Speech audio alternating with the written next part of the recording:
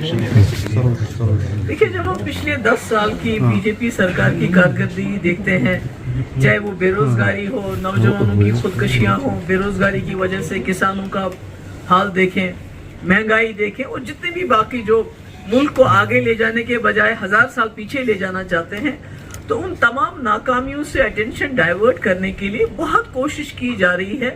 किसी तरह से हिंदू मुस्लिम फसादात हो, लोग सड़कों पे आए, उसके लिए उन्होंने मस्जिदें तोड़ना, हर मस्जिद में मूर्ति ढूंढ लेना, स्कूल मदरसे तोड़ देना, लोगों के घर तोड़ देना, जिसने उत्तराखंड में उनको बचाया भी है उसका घर भी तोड़ दिया। ऐसे इंसान का जिसको आप इनाम देते हैं फिर उसका घर तोड़ते हैं।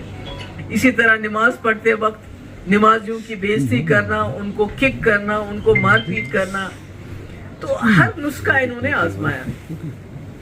जब देखा इन्होंने कि किसी तरीके से जो हमारी जो मुसलमान भाई हैं वो सड़कों पे नहीं आ रहे हैं जिस तरह से ये चाहते थे कि वो आए और फसादात हो जाएं, तो अब इन्होंने आखिरी तीर जो इनके कमान में था उसको इन्होंने जलाया है, ये सोच के कि फिर से, जैसे आपको याद होगा शाहीन बाग में कितने पीसफुल प्रोटेस्ट हुए थे, उसके बावजूद अभी तक हमारे कई नौजवान इस वक्त जेलों में बिना जमानत के 2-2, 3-3 साल से बंद हैं।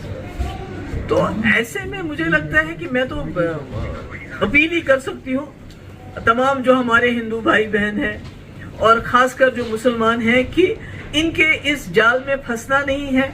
हमें अभी सड़कों पे आने की जरूरत नहीं है। हमारे जो इस कम्युनिटी के जो सीनियर लोग हैं वो अदालत में गए हैं, और खुशी की बात यह है कि पिछले कुछ देर से जो सुप्रीम कोर्ट के जो फैसले भी आ रहे हैं वो भी किसी हद तक लोगों के हक में आ रहे हैं, आवाम के हक में आ रहे हैं। तो इस वक्त मौका है वोट से जवाब देने का। अपना वोट सही तरीके से इस्तेमाल कर लीजिए, ताकि कल को अगर आप आवाज भी उठाएं किसी कानून के खिलाफ तो आपको दंगे, जैसे दिल्ली में दंगे कराए गए, फिर उसमें उन्हीं को जेल में डाला गया जो विक्टिम्स थे। तो कोई वोट का, मेरे ख्याल में इस मुल्क की सबसे खूबसूरत चीज तो जमहूरियत है जिसको ये खत्म कर रहे हैं। सबसे खूबसूरत चीज हमारा आईन है जिसको ये सबवर्ट कर रहे हैं। नहीं तो आप मजहब के नाम पे कोई कानून नहीं बना सकते, और सीए बिल्कुल मुस्लिम्स को टारगेट करने वाला कानून है। तो मेरी मोतबाना गुजारिश है तमाम लोगों से, खासकर मुसलमानों से, खुदा के लिए इनके जाल में मत फंसिए, अपने वोट का सही इस्तेमाल कर लीजिए, और उसके बाद कानूनी तरीके से इस लड़ाई को लड़ने की जरूरत है। अभी खुदा ना खास्ता गुस्से में, तेज में आके कोई हरकत नहीं करे। Thank you. मैंने आज बताया भी है ऐसा कि जम्मू कश्मीर, बिलखुसूस कश्मीर वादी, ये बहुत फ्रेजाइल है, इसका जो इकोसिस्टम है बहुत फ्रेजाइल है, और हमारी जो इकोनॉमी है वो ज्यादातर हमारी जो फ्रूट इंडस्ट्री है, एग्रीकल्चर पे डिपेंड करती है। तो बिना सोचे समझे अगर आप हर गांव के बीच में से रेलवे लाइन को लेंगे, उसमें हजारों लाखों पेड़ हमारे कटेंगे जो हमारी बैकबोन है हमारी इसकी इकोनॉमी की। तो ये इस तरह से नहीं किया जाना चाहिए, इसमें एक्सपर्ट्स को लाना चाहिए।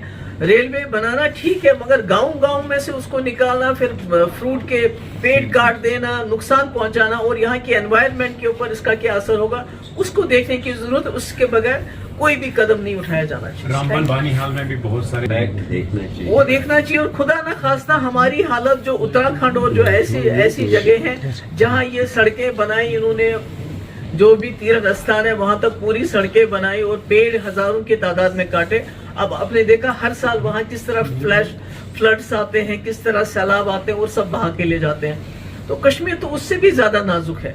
तो मैं समझती हूँ इस किस्म के रेलवे लाइन को आंख बंद करके इस तरह से नहीं एक्सटेंड करना चाहिए। उसमें पहले देखना चाहिए कि इसका एनवायरनमेंट पे क्या इम्पैक्ट होगा, और जो हमारे बागात है उसमें हमें नुकसान नहीं होना चाहिए, वो हम बर्दाश्त नहीं करेंगे। Thank you so much.